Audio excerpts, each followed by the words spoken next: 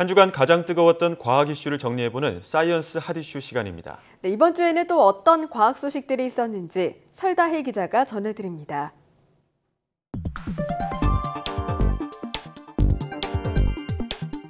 사이언스 핫이슈 먼저 5위입니다.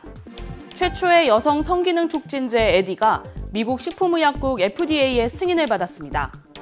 미국의 한 제약회사가 개발한 에디는 효과에 비해 부작용이 크다는 이유로 2010년과 2013년 두 차례나 FDA의 승인을 받지 못했는데요. 우여곡절 끝에 세 번째 승인 신청이 받아들여진 겁니다. 에디는 임상시험에서 만족스러운 성관계의 빈도가 월 1회 추가되는 정도의 효과가 있는 것으로 나타났지만 울렁거림이나 졸림, 현기증 등 부작용도 큰 것으로 확인됐습니다. 이 때문에 FDA는 의사가 에디를 처방하기 위해서는 부작용을 숙지했음을 입증할 수 있는 온라인 테스트를 통과해야 한다는 엄격한 조건을 달았습니다. 에디는 오는 10월 17일부터 미국에서 판매될 예정입니다. 사이언스 핫이슈 이어서 4위입니다. 지하철에서도 길을 걸을 때도 24시간 항상 손에 쥐고 있는 것, 스마트폰이죠. 그런데 스마트폰이 화장실 변기보다 세균이 더 많은 것으로 조사됐습니다.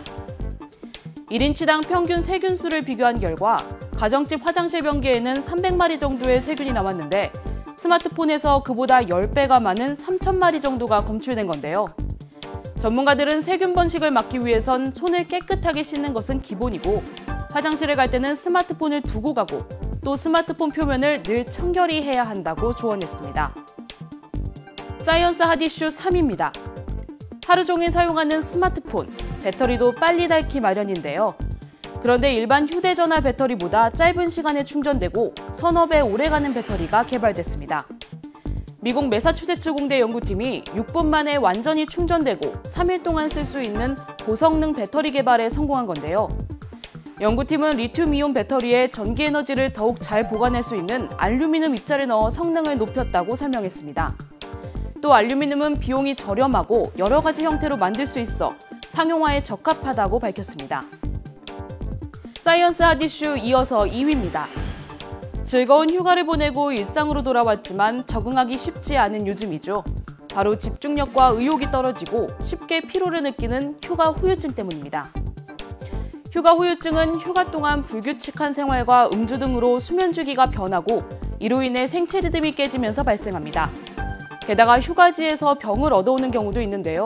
이 대표적인 사례가 유행성 각결막염입니다.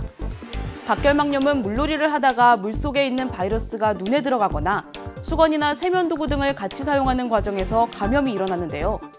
전문가들은 예방을 위해서는 손을 깨끗이 씻고 눈을 만지거나 비벼서는 안 된다고 당부했습니다.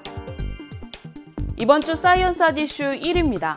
지난 12일이었죠. 중국의 관문이라고 불리는 텐진항해 물류센터에서 대규모 폭발 사고가 발생했습니다. 폭발 사고가 난 창고에는 시아나나트륨과 질산칼륨 등 40여 종, 총 3,000통의 화학물질이 적재돼 있었는데요.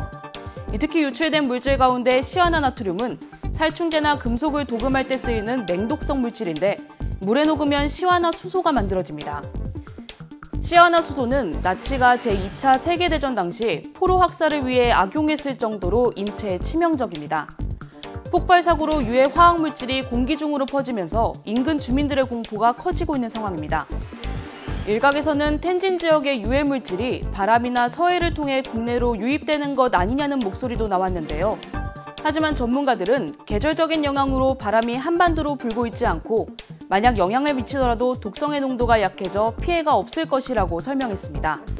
지금까지 사이언스 핫이슈였습니다.